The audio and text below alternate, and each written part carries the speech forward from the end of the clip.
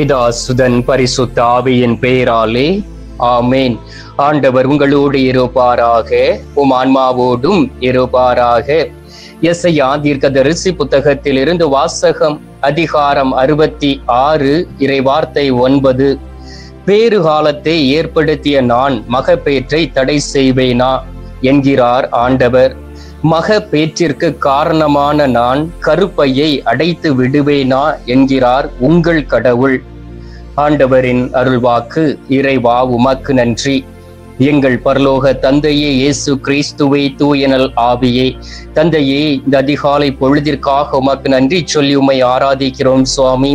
புதிய நாளிலே புதிய ஆற்றலோடு எழுந்து உமது திரு சமூகத்தை நாடி உமது அன்பு முகத்தை தரிசித்து உம்மோடு இணைந்து இருந்து தந்தை கடவுளுக்கு நன்றி செலுத்த நீர் கொடுத்திருக்கக்கூடிய கிருபைக்காக உமக்கு நன்றி சொல்லி உம்மை துதிக்கிறோம் அப்பா. தாயும் தகப்பனுமாய் இருந்து ஒவ்வொரு நாளும் எங்களை அற்புதமாய் வழிநடத்தி கொண்டு இருக்கிறவரே, உம்மை ஆராதிக்கின்றோம், உம்மை போற்றுகின்றோம், உம்மை புகழுகின்றோம், உம்மை வணங்குகின்றோம் சுவாமி. எல்லா மகிமையும் உமக்கே செலுத்துகிறோம் சுவாமி. இதுவரை எங்களுடைய வாழ்க்கையில் செய்த அனைத்து காரியங்களுக்காகவும் உமக்கு நன்றி அப்பா.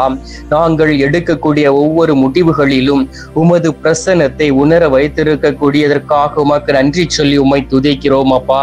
கடந்த நாட்களை உற்று கவனிக்கக்கூடிய வேளையிலே எவ்வளவோ தடைகள் இருந்தன, எவ்வளவோ பிரச்சனைகள் இருந்தன, எவ்வளவோ வேதனைகள் இருந்தன, எவ்வளவோ கண்ணீர் இருந்தன. ஆனால் எல்லா வேதனைகளுக்கும் நீர் முடிவு கட்டியிருக்கின்றீரே, அதற்காக உமக்கு நன்றி அப்பா. இந்த அருமையான பொழுதிலே உம்மை தேடி வந்திருக்கக்கூடிய நாங்கள் உமது கரங்களில் இருந்து நிறைவான ஆசீர்வாதங்களை பெற்றுக்கொண்டு என் ஆண்டவருக்கு ஏற்ற ஒரு மகனாக மகளாக வாழக்கூடிய ஒரு பாக்கியத்தையும் ஒரு பலத்தையும் தந்துவிட வேண்டுமாய் மை நோக்கி செபிக்கிறேன் அப்பா. இந்த உலகத்திலே கண் இருந்தும் குருடர்களாக இருக்கின்றோம், காது இருந்தும் செவிடர்களாக இருக்கின்றோம். ஆண்டவரே, பேசுவதற்கு நல்ல பேச்சு பழக்கத்தை கொடுத்த பிறகும் பேச முடியாதபடி திக்கற்றவர்களாய் வாழ்ந்து கொண்டு இருக்கின்றோம். இவை அனைத்திற்கும் காரணம் நாங்கள் இந்த உலகத்திலே ஒரு பரிசுத்த வாழ்க்கை வாழாமல் எங்களுடைய வாழ்க்கையை நாங்கள் பாவம் செய்து கெடுத்து கொண்டு இருப்பதுதான் காரணம் என்பதை நீர் எங்களுக்கு உணர வைத்திருக்கின்றீரே, அதற்காக உமக்கு நன்றி அப்பா. தகப்பனே, இதோ எளிய உள்ளத்தோடும் உள்ளம் வருந்தக்கூடிய சூழ்நிலையோடும் கண்ணீரோடும் கவலையோடும் தாங்கள் செய்த பாவத்தை நினைத்து மனம் வருந்தி உம்மை தேடி நாடி வந்திருக்கின்றோம். பரிசுத்த தெய்வமே, இந்த நாளில் உமது பரிசுத்த இரத்தத்தினால் எங்களை தூய்மைப்படுத்திடுவீராக. நீர் எங்களை தூய்மைப்படுத்தக்கூடிய நேரத்திலே உண்மையிலும் உண்மையுமாக நாங்கள் தூய்மை அடைந்து என் ஆண்டவரை நோக்கி திரும்பி முழு உள்ளத்தோடு உம்மை தேடக்கூடிய பிள்ளைகளாய் மாறிவிடுகிறோம் சுவாமி. உமது பரிசுத்த இரத்தம் எங்களுடைய இரத்தத்தோடு கலக்க வேண்டுமாய் மை நோக்கி செபிக்கின்றோம். உமது வார்த்தை எங்களுடைய ஆத்துமாவோடு இணைந்திருக்க வேண்டுமாய் மை நோக்கி மன்றாடுகிறோம் சுவாமி. ஏனென்றால் உம்மோடு இணைந்து இருக்கும் பொழுதுதான் எங்களால் இந்த உலகத்தில் வாழ்ந்திருக்க முடியும். உம்மோடு நடக்கக்கூடிய வேளையிலே என் ஆண்டவருடைய பாதுகாப்புக்குள் நாங்கள் இருக்க முடியும். எங்களை சுற்றிலும் நீர் வேலி அடைத்து பாதுகாக்கின்றீர், எங்களோடு நடக்கின்றீர், எங்களோடு கடந்து வருகின்றீர், எங்களை தேற்றுகின்றீர், எங்களை ஒவ்வொரு நாளும் வாழ வைத்துக் கொண்டு இருக்கின்றீரே. ஆண்டவரே, எங்களுடைய பாவங்களை கருத்தில் கொள்ளாதபடி எங்களுடைய பாவங்களை ஆழ்கடலில் எரிந்துவிட்டு எங்களுடைய கரங்களை உயர்த்தக்கூடிய அன்பு நேசரே, உமக்கு நன்றி அப்பா. இந்த நேரத்திலும் கூட ஆண்டவரே, நீர் எங்களோடு கூட இருந்து செயலாற்றிடுவீராக. ஒவ்வொரு நாளும் தகப்பனே, உமக்கு ஏற்ற ஒரு வாழ்க்கை வாழவும் என் ஆண்டவருடைய மன விருப்பத்தை நிறைவேற்றக்கூடியவர்களாய் இருக்கக்கூடிய பிள்ளைகளாய் உருமாறிட வேண்டுமாயும் மை நோக்கி செபிக்கிறோம் சுவாமி. அன்பு நேசரே, இந்த நாளில் எங்களுக்கு வாக்கு கொடுத்தீரே, பேறுகாலத்தை ஏற்படுத்திய நான் மகப்பேற்றை தடை செய்வேனோ என்கின்ற வார்த்தையை நாங்கள் விசுவசிக்கிறோம் சுவாமி. குழந்தை இல்லாத பிள்ளைகளுக்காக ஜெபிக்கின்றோம், குழந்தை பாக்கியத்திற்காக ஏங்கிக் கொண்டு இருக்கிறவர்களுக்காக ஜெபிக்கின்றோம். ஐயோ, எனக்கு திருமணம் ஆகி 15 வருடம் ஆகிவிட்டதே, 10 வருடம் ஆகிவிட்டதே, 8 வருடம் ஆகிவிட்டதே, எனக்கு ஒரு குழந்தை பாக்கியம் இல்லையே, என்னால் நிம்மதியாக வாழ முடியவில்லையே, எல்லோரும் என்னை தூற்றுகிறார்களே, என்னை அவமானப்படுத்துகிறார்கள் செய்கிறார்களே, என்னை வேதனைப்படுத்துகிறார்களே என்று சொல்லி உம்மை நோக்கி கண்ணீரோடும் வேதனையோடும் செபித்துக் கொண்டு இருக்கக்கூடிய பிள்ளைகள் மீது மனம் இறங்குவீராக. கற்பத்தின் கனியை ஆசீர்வதிப்பீராக. ஆண்டவரே, நீர் கற்பத்தின் கனியை ஆசீர்வதிக்கும் பொழுது இந்த ஜெபத்தை கேட்டுக்கொண்டு இருக்கக்கூடிய பிள்ளைகள் ஆண்டவரே இந்த கற்பத்தின் ஆசீர்வாதத்தை பெற்றுக்கொள்வார்களாக. அதற்குரிய பலத்தையும் வல்லமையும் கொடுப்பீராக. ஆண்டவரே, நாங்கள் வாசிக்கின்றோமே எசையா தீர்க்கதரிசி புத்தகம் 65வது அதிகாரம் 24வது இறை வார்த்தையில், அவர்கள் வேண்டுவதற்கு முன்னே நான் மறுமொழி தருவேன், அவர்கள் பேசி முடிப்பதற்கு முன்பே பதில் அளிப்பேன் என்கின்ற வார்த்தையின்படி ஒவ்வொரு நாளும் தகப்பனே, நாங்கள் பேசி முடிப்பதற்கு முன்பாகவே பதில் தந்து நாங்கள் வேண்டுவதற்கு முன்பாகவே மறுமொழி தரக்கூடிய தெய்வமாய் இருக்கின்றீர்.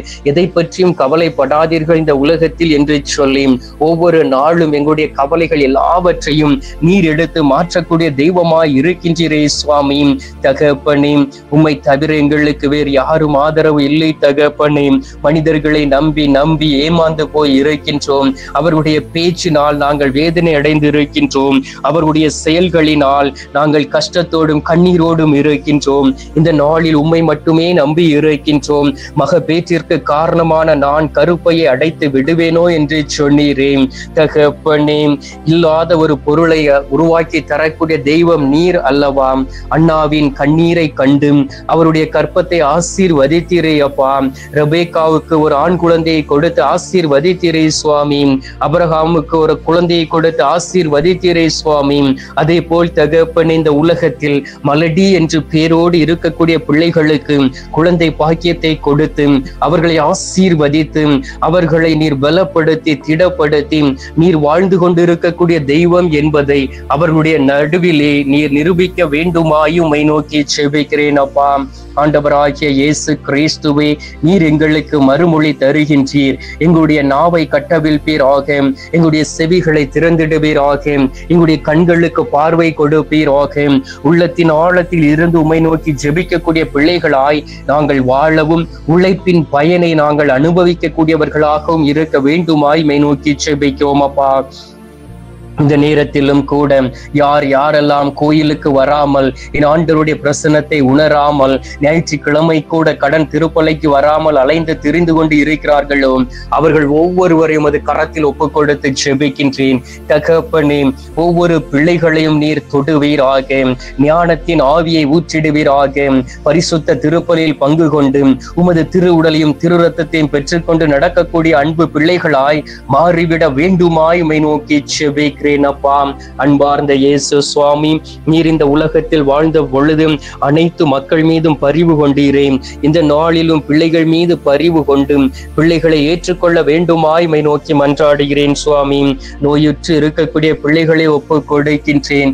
யார் யாரெல்லாம் உடல் ரீதியாக பாதிக்கப்பட்டு பல வகையான இந்த நீரிழிவு நோயினால் பாதிக்கப்பட்டு இருக்கிறார்களோ, அதன் மூலம் தன்னுடைய கிட்னி செயலிழந்து போய் விடுமோ என்கின்ற ஏக்கத்தோடும் எண்ணத்தோடும் இருக்கிறார்களோ, குடித்து தன்னுடைய குடியில் ஈடுபட்டு தன்னுடைய கல்லீரலை பாதிப்படைய செய்து இருக்கிறார்களோ, அவர்களையும் தொடுவீராக. பாவங்களை மன்னித்து அவர்களை ஏற்றுக்கொண்டு இந்த நாட்களிலே மகிழ்ச்சியோடும் சந்தோஷத்தோடும் குடும்பத்தோடு இணைந்து இருந்து மன மாற்றத்தோடு வாழவும் உமக்கு சாட்சியாய் இருக்கக்கூடிய அன்பு பிள்ளைகளாய் உருமாற்றிட வேண்டுமாயும் உம்மை நோக்கி செபிக்கிறோம் சுவாமி. தகப்பனே, இந்த நாளிலும் நேற்றும் இன்றும் மரித்த ஆத்துமாக்களை நினைவு கூறுகின்றோம். இயற்கை சீற்றத்தினால் மரித்து போன ஆத்துமாக்களை நினைவு கூறுகின்றோம். பல வகையான கொள்ளை நோய்களினால் மரித்து போன ஆத்துமாக்களை நினைவு கூறுகின்றோம். உத்திரிக்க ஸ்தலத்தில் இருக்கக்கூடிய ஆத்துமாக்களை நினைவு கூர்ந்து ஜெபிக்கின்றோம். இவர்களுக்கு உமது திரு சமூகத்திலே நித்திய இளைப்பாறுதலை தந்துவிட வேண்டுமாய் உம்மை நோக்கி மன்றாடுகிறோம் சுவாமி. ஒவ்வொருவரும் இந்த நாளில் அதிசயங்களை பெற்றுக் கொள்வார்களாக. என் ஆண்டவருடைய அருளையும் இரக்கத்தையும் பெற்றுக்கொண்டு நடக்கவர்களாய் மாறிவிட வேண்டுமாய் உம்மை நோக்கி ஜெபிக்கிறேன் சுவாமி. ஆண்டவராகிய இயேசு கிறிஸ்துவே, இந்த அருமையான நேரத்திலே நாளிலே நீர் எங்களுடைய ஜெபத்தை கேட்டிருப்பதற்காக உமக்கு நன்றி. ஜெபத்தை கேட்டு பதில் தந்திருப்பதற்காக உமக்கு ஸ்தோத்திரம் ஸ்தோத்திரம் ஸ்தோத்திரம். மீட்பெரும் இரட்சகருமான இயேசுவின் திருக்கரத்தில் ஒப்புக் கொடுத்து எங்கள் தாய் கன்னி மரியாள் வழியாக ஜெபிக்கின்றோம் அன்பு தந்தையே. ஆமீன். பரலோகத்தில் இருக்கிற எங்கள் பிதாவே, உம்முடைய நாமம் அர்ச்சிக்கப்படுவதாக. உமது ராஜ்யம் அருக, உமது சித்தம் பரலோகத்தில் செய்யப்படுவது போல பூலோகத்திலும் செய்யப்படுவதாக.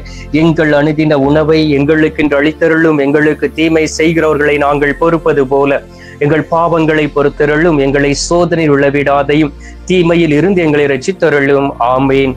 அம்மா தாய் ஆரோக்கிய மாதாவே, வேளாங்கண்ணி அன்னையே, அமலோற்ப தாயே, பூண்டி மாதாவே, பனிமய தாயே, இரக்கத்தின் ராக்கினியே, இந்த நேரத்தில் உமது அன்பு பிள்ளைகளாகி எங்களுக்காக பரிந்து பேச வேண்டுமாய் நோக்கி செபிக்கிறோம். தாயே, அருள் நிறைந்த மரியே, வாழ்க, கர்த்தர் உடனே, பெண்களுக்குள் ஆசீர்வதிக்கப்பட்டவள் நீரே, உம்முடைய திரு வயிற்றின் கனியாகிய இயேசுவும் ஆசீர்வதிக்கப்பட்டவரே. அஜிஷ்ட மரியே, சர்வேசனுடைய மாதாவே, பாவிகளா இருக்கிற எங்களுக்காக இப்பொழுதும் எங்கள் மரண நேரத்திலும் வேண்டிக் கொள்ளும். ஆமேன். பிதாவுக்கும் சுதனுக்கும் பரிசுத்த ஆவிக்கும் மகிமை உண்டாவதாக. ஆதியில் இருந்தது போல இப்பொழுதும் எப்பொழுதும் என்றென்றும் இருப்பதாக. ஆமேன். ஆண்டவர் உங்களோடு இருப்பாராக, உம் ஆன்மாவோடும் இருப்பாராக. எல்லாம் வல்ல இறைவன் பிதா, சுதன், பரிசுத்த ஆவி உங்களை நிறைவாய் ஆசீர்வதிப்பாராக. ஆமேன்.